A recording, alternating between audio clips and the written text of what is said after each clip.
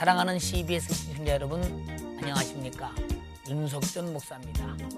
오늘 또 바울에 대한 이야기, 궁금증, 어려움, 이해 못하는 많은 부분들, 그리고 알고 싶은 부분들을 명쾌하게 알기 쉽게 진행해 주실 홍순아 교수님, 김판인 교수님 나와 계십니다. 두 교수님 나오셔서 감사합니다.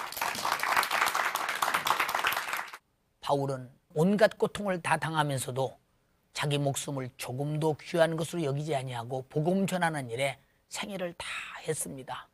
그는 바로 그토록 복음을 전하고 싶었던 노마에 가서 복음을 전하리라. 그는 각오와 결심을 가지고 죽음을 가고 예루살렘에 들어와서 예루살렘에서 포송에 묶여 노마로 압송되어 갔습니다. 노마에 가서 역시 그가 복음 전함에 전력을 다했습니다. 그러나 네로의 핍박으로 인해서 기독교인들이 무참히 핍박을 당할 때 바울도 여지없이 핍박 속에 있었습니다.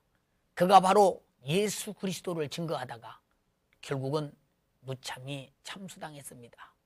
바울 사다가 이 땅에 와서 마지막 인생의 종식을 구하며 참수를 당했던 그 현장으로 오늘 화면을 통해서 한번 가보시겠습니다.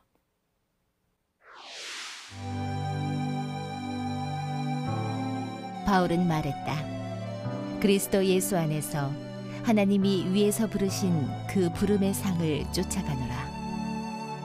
그리고 그 조침의 완성을 위해 그는 이 땅의 마지막 관문을 통과해야만 했다.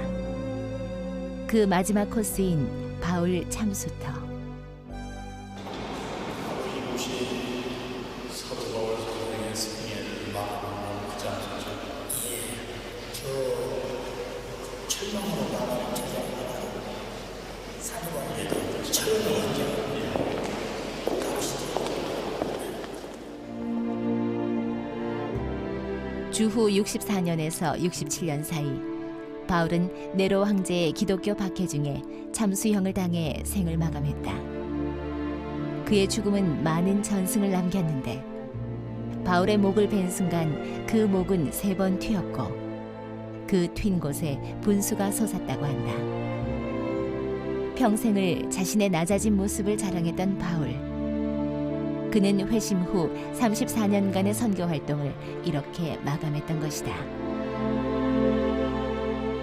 바울의 목을 베었던 저 형돌은 현재 철장 안에 안치되어 있는데 이렇게 순교하기까지의 사도 바울 선생의 그때 그 심정이라 그럴까요? 어떠했을까요? 평소에 바울은 주의 복음을 위해서 죽기로 작정된 사람이었기 때문에 오직 복음만 확산된다면 자기 몸 하나 기꺼이 바치겠다는 성부를 많이 성경 속에 자기 말로 피력했었습니다. 그러므로 이 죽음은 아마 바울로서는 기다렸던 죽음이요, 또 당연한 것이요, 또 이 죽음으로 말미암아 주후 그 300년 이후에 콘스탄틴 대전을 통해서 로마가 국주로 제정되기까지 이 죽음이 헛되지 않고 아마 위대한 죽음이 세계의 복음이 증거되는 데 큰 이익을 담당했다. 2만 킬로의 전도 여행으로 세계 복음화의 초석을 이룩한 바울. 그의 힘은 오직 영혼 사랑의 열정이었으며 그것은 곧 예수의 마음이었다. 홍 교수님, 지금 우리가 화면을 통해서 바울의 참수터를 보지 않았습니까? 그 바울의 참수터라고 전해져 내려오고 있는 그곳이 어떤 곳인지요? 로마 시대로 가보면 서쪽 문박 한 5km 정도 지점인데 그때는 그 아크바스 살비아라 그랬답니다. 거기서 전승에 의하면 사도 바울이 그 참수를 당했다 그래가지고 사람들이 그곳에 수도원 하나를 세웠는데 이름이 트레 폰타나입니다. 세 개의 샘 또는 세 개의 분수. 전승이라 그러지만 이것은 전설에 가까운 얘기입니다. 사도 바울이 참수당하고 난 뒤에 그의 그 목이 3번을 튀어가지고 끝이 났는데 그 튄 곳마다 분수가 솟아올랐다. 그래서 이제 그 지역에 분수 3개, 샘 3개가 솟았다. 그래서 트레 폰타나라 그럽니다. 어쨌건 이제 그런 그 전승이 있기 때문에 예. 사람들이 그 지역에다가 예. 교회를 짓고 예. 이제 세분수 교회라고 하면서 예. 여기까지 오게 된 겁니다. 예. 그 참수 현장을 보면서 바울이 최후의 마지막 하는 그 장면이 사실 그 목이 잘려 죽었거든요.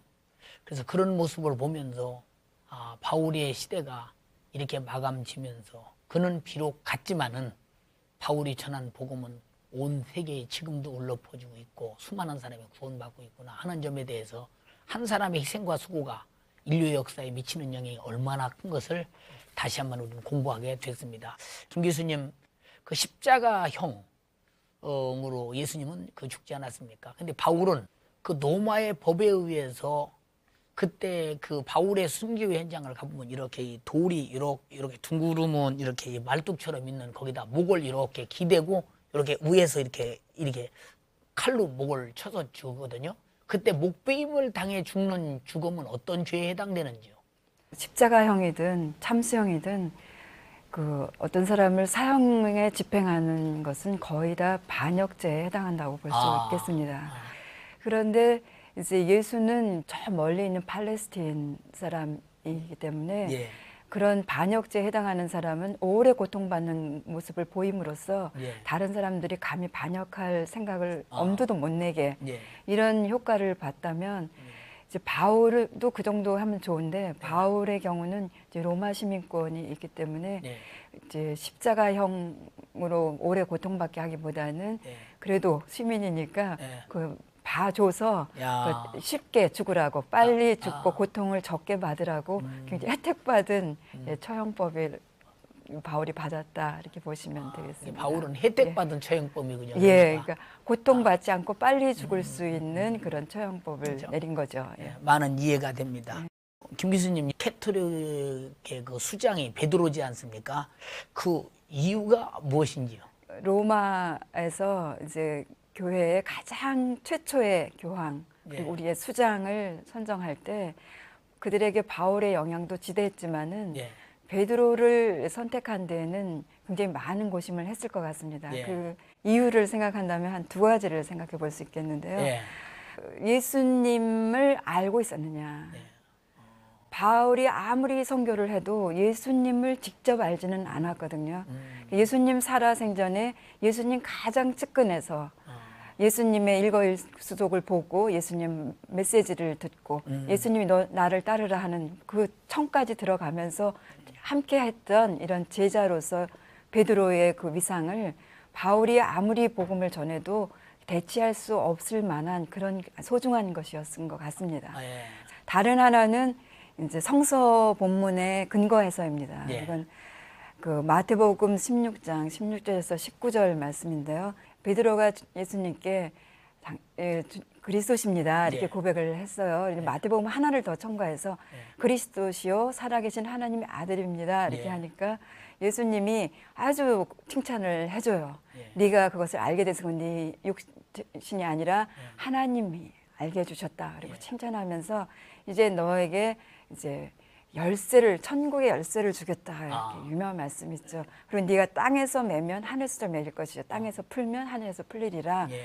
그래서 그 예수님이 아주 선택한 첫 번째 수장으로 이제 마태복음이 묘사가 됩니다. 예. 근데 그 로마에서 교회 이게 아주 크게 발전하는데 그 텍스트를 붙잡고 로마에 아주 기초를 놓은 사람은 예수님이 베드로에게 반석이라 하며 기초를 놓았던 것을 우리 로마 사실은 역사적으로 보면 예루살렘 교회 수장이었습니다. 예. 그런데 로마 교회가 자기의 수장을 이제 예수님에게 그런 그 권유를 받은 이제 베드로를 이제 자기의 수장으로 로마 교회 수장으로 선택했던 것 같습니다. 예.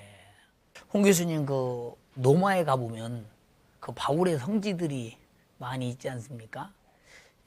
그런데 그 성지들은 언제 어떻게 그 만들어졌으며 누구에 의해서 그런 성지들이 만들어졌을까요?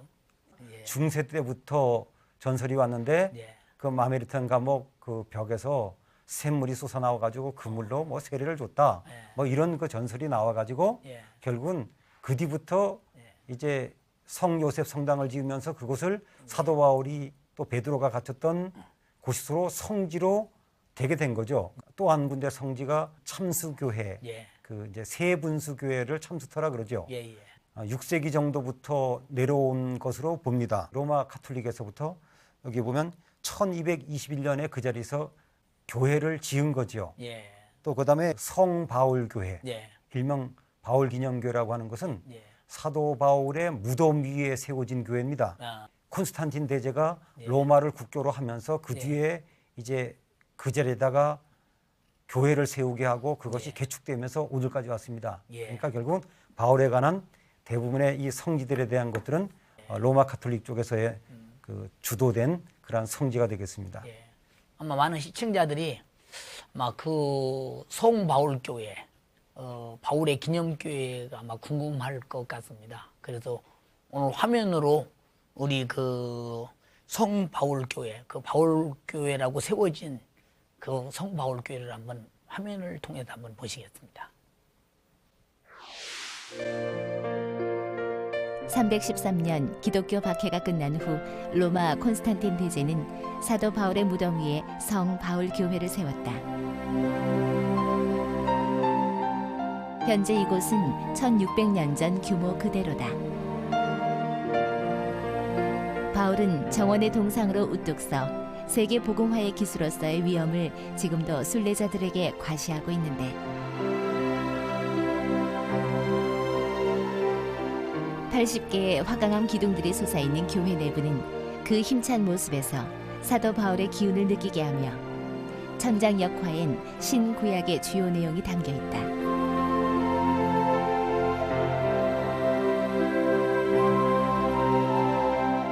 교회 안 벽에 걸린 벽화들 중엔 바울 외에 베드로와 로마 때부터 현 교황에 이르는 역대 교황들의 초상화가 있다. 로마 범법자의 무덤 자리가 이젠 가톨릭 수장들의 기념터로 변화된 것이다.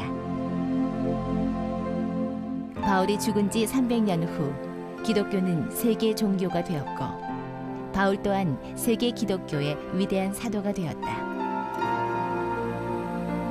나의 간절한 기대와 소망을 따라 아무 일에든지 부끄럽지 아니하고 오직 전과 같이 이제도 온전히 담대하여 살든지 죽든지 내 몸에서 그리스도가 존귀히 되게 하려 하나니 이는 내게 사는 것이 그리스도니 죽는 것도 유익함이라.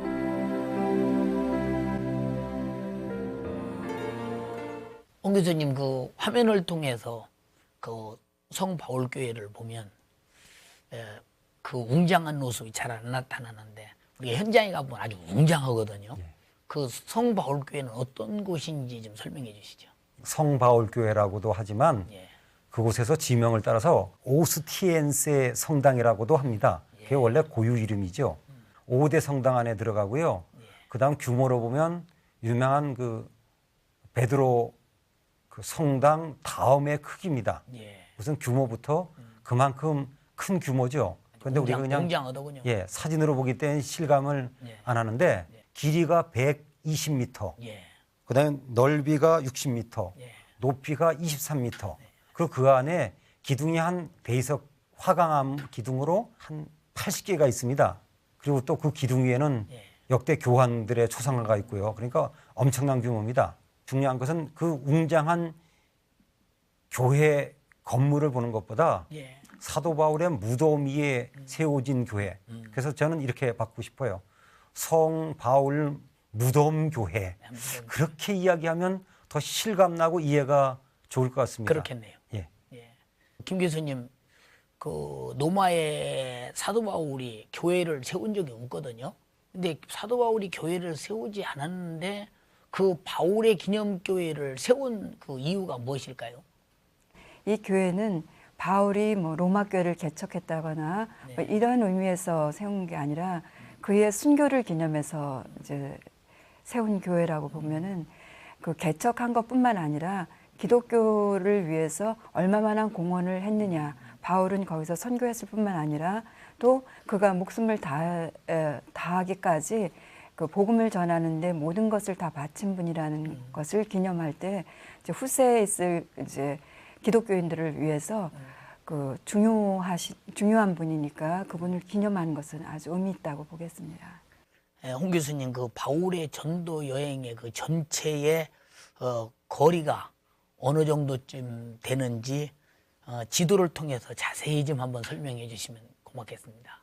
사도 바울의 성경에 나온 전도 여행 예. 1, 2, 3차와 예. 그다음에 로마 선교 여행을 다시 한번 말씀을 드리겠습니다. 예. 사도 바울이 1차 전도 여행을 떠난 곳이 바로 이 지역의 그 안디옥입니다. 예. 그래서 사도 바울은 1차 전도 여행 때 이렇게 구브로로 갔습니다. 예. 구브로에 가서 전도를 하고 난 뒤에 요즘으로 하면 소아시아 지방 터키의 예. 이 내륙 지방으로 들어갔습니다. 예.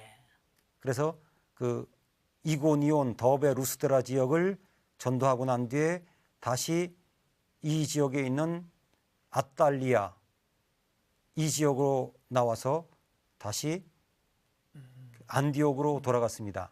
그래서 1차 선교여행은 이렇게 굉장히 짧은 거리였습니다. 반면에 2차 선교여행 때는 사도 바울은 내륙 지방으로 들어가 가지고 예.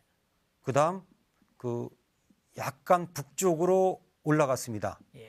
그래가지고 이렇게 그 네아폴리, 빌립보 지방으로 걸쳐서 이렇게 지금의 그리스 남쪽 지방으로 갔다가 다시 돌아왔다가 그 안디옥으로 돌아갔습니다. 예. 물론 이제 예루살렘을 들렸다 갔지만요. 예. 그다음에 3차 전도여행은 2차 전도여행과 구분이 안 될 정도로 예. 비슷한 코스로 사도 바울은 갔습니다만은 예.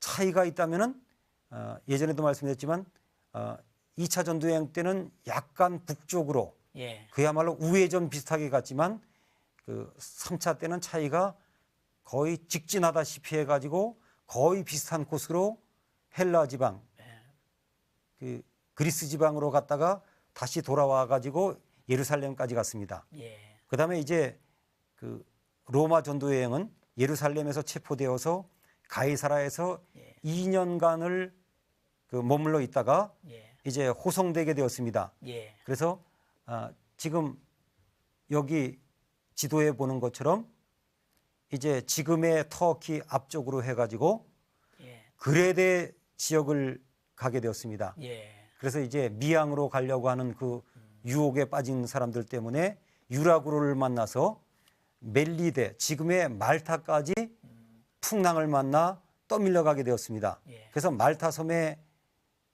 기적적으로 하나님의 은혜로 도착해서 여기서 복음을 전하고 여기서부터는 그 지나가는 배를 타고 수라구사 지금의 시칠리아 섬을 지나갔다가 예. 이제 이탈리아의 본토에 있는 레기온에 들렸다가 예. 마지막으로 보디올 그 당시에 포추올리에 들려서 여기서부터 육로로 로마까지 갔습니다. 모든 거리가 약 2만 킬로라고 하는 대장정이었습니다. 복음의 열정은 뭐 바울의 가는 길을 아무도 가로막을 수 없을 만큼 바울의 앞길은 언제든지 험했던 좋았던 낮았던 복음을 위해서 승리하는 길을 걸었던 것을 보면 참 위대한 하나님이 쓰시는 큰 종이라는 것이 다시 한번 발견됩니다. 김 교수님, 바울의 생애가 얼마나 거창하고 위대합니까?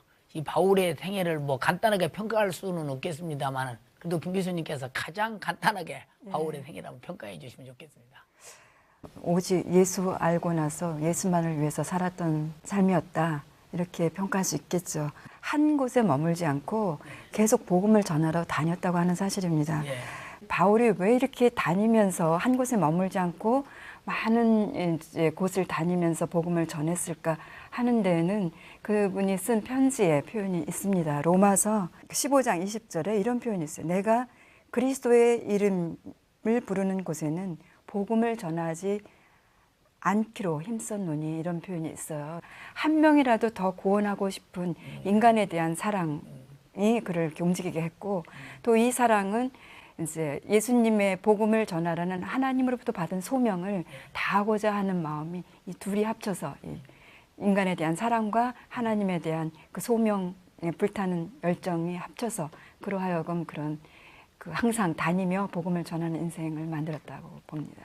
바울의 가슴 속에는 오직 예수 모르는 사람에게 예수를 전해줘야 되고 또 몰라서 멸망하는 영혼을 살리기 위해서 구원해야 되고 이 두 가지 목적이 교수님 말씀대로 아주 온 몸을 그렇죠. 꽉 네. 채워서 아마 그 생애를 터트리며 다닌 바울의 생애가 아닌가 이렇게 생각됩니다. 오늘 두 교수님의 말씀 너무 감사하고요. 아주 바울의 마지막 생애에 대해서 잘 말씀해 주셔서 감사합니다. 오늘 그 관객들이 아마 오늘 두 교수님에게 어떤 질문이 있는 것 같습니다. 질문을 좀 받아보겠습니다. 네, 김 교수님께 여쭤보겠습니다. 기독교 역사가 유세비우스는 바울과 베드로가 동시에 순교당했다고 했는데 이들이 한 자리에서 같은 시간에 순교당했다는 의미인지 궁금합니다. 근데 그분이 유세비우스가 그 둘이 같은 시기에 죽었다 이렇게 표현했을 때는 우리 정말 한 자리에서 한 장소에 같은 시각에 죽었느냐라고 우리가 굳이 따져 묻는다면은 그렇게 보기는 매우 어려울 것 같습니다.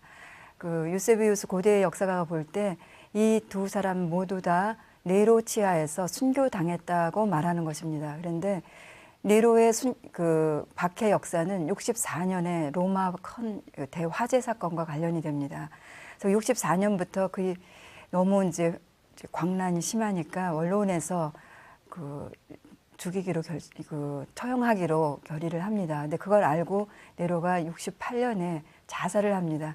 그 64년에서 68년 죽기까지 그 박해가 심한데 어느 때 64년에 죽었는지 65년에 죽었는지 66년에 죽었는지 67년에 죽었는지 자세히 알지는 못하지만은 그 시기에 죽었다는 뜻입니다. 저 홍근님께 질문이 있습니다. 그 사도 바울 전도 여행을 보면은 전도 여행 그 거리는 잘 알려져 있으나 그 기간이 잘 알려져 있지 않습니다. 그 기간이 궁금합니다.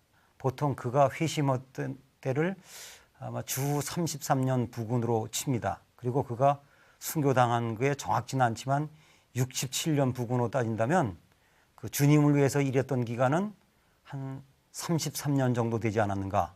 그리고 이제 선교 여행 자체를 계산해 보면 1차, 2차, 3차 로마 전도 여행 이 기간은 대략 따지면 한 12년 정도가 됩니다. 그렇게 되면 이제 선교 활동을 직접적으로 다녔던 기간이 한 12년 정도로 잡고요. 그 다음 그가 이제 보통 62년 정도의 그 석방돼 가지고 다시 복음을 전한 기간이 한 5년 부근으로 계산한다면 한 17년 정도를 직접 선교에 뛰어다녔고 어쨌건 주님을 위해서 산 기간은 30여 년 정도 되지 않았을까 그렇게 대략 계산을 하고 있습니다. 교수님들의 이 설명을 듣다 보면 시간이 언제 이렇게 갔는지 금세 지나갑니다. 아주 좋은 시간인 것 같습니다. 두 교수님 오늘 나와주셔서 감사합니다.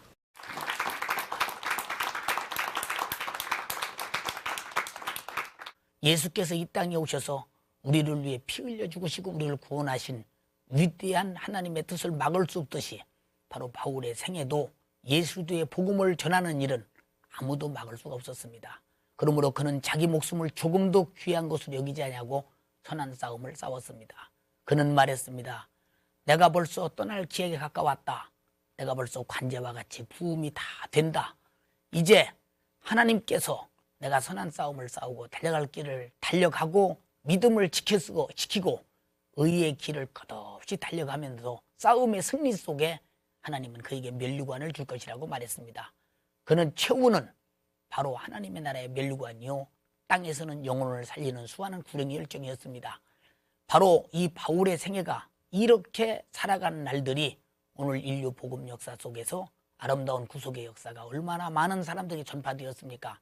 그는 바로 비록 로마에서 참수되어 떠나갔지만 그 후에 남긴 복음으로 수많은 인류가 구원받는 일에 충분했습니다. 이제 바울이 떠나간 다음에 그 후에 어떤 흔적들이 남아있는지 다음 시간에 또 한 번 만나서 다음 말씀을 또 듣기로 하겠습니다. 감사합니다.